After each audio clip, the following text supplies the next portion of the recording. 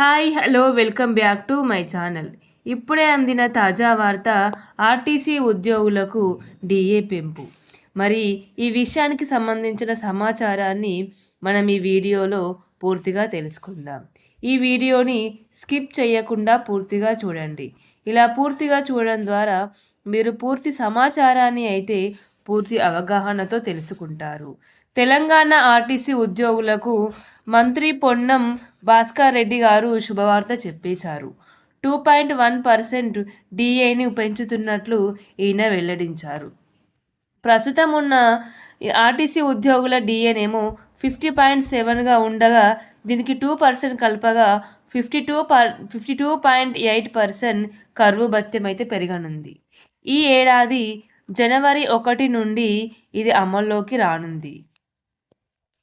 గడిచిన 3 నెలల బకాయిలను ఒక్క నెలలో సప్లిమెంటరీ బిల్స్ ద్వారా ప్రభుత్వం చెల్లించనుంది.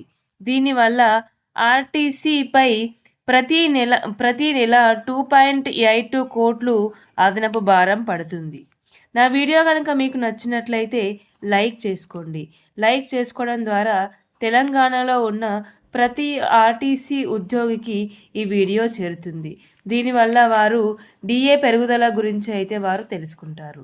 అలాగే వీడియోకి సంబంధించిన ఏవైనా సందేహాలు కనుక మీకు ఉన్నట్లయితే నాకు కామెంట్ రూపంలో వ్యక్తం చేయండి. అలాగే ఈ వీడియోని మీకు తెలిసిన వారిలో కానివ్వండి, మీ బంధుమిత్రుల్లో కానివ్వండి, ఎవరైనా ఆర్టీసీ ఉద్యోగులు కనుక ఉన్నట్లయితే వారికి ఈ వీడియోని షేర్ చేయండి. ఈ వీడియోని షేర్ చేయడం ద్వారా వారు డిఏ 52.8%కి పెరగనుందని వారు తెలుసుకుంటారు.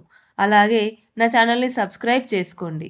సబ్స్క్రైబ్ చేసుకొని బెల్ ఐకాన్ని ఆన్లో ఉంచుకోవడం ద్వారా మీరు తెలంగాణ నుండి వచ్చే వార్తా విశేషాల గురించి కానివ్వండి, లేదా ఆంధ్రప్రదేశ్లో ఏం జరుగుతుంది రోజు అని తెలుసుకోవాలనుకుంటే కానివ్వండి, లేదా ఇండియాలో రోజు ఏం జరుగుతుంది అనే వార్తా విషయాల గురించి తెలుసుకోవాలనుకుంటే, ప్రపంచంలో రోజు ఏం జరుగుతుంది అన్న వార్తా విశేషాలన్నీ మీకు నా వీడియోస్ రూపంలో అయితే మీ ముందుకు తీసుకురావడం జరుగుతుంది.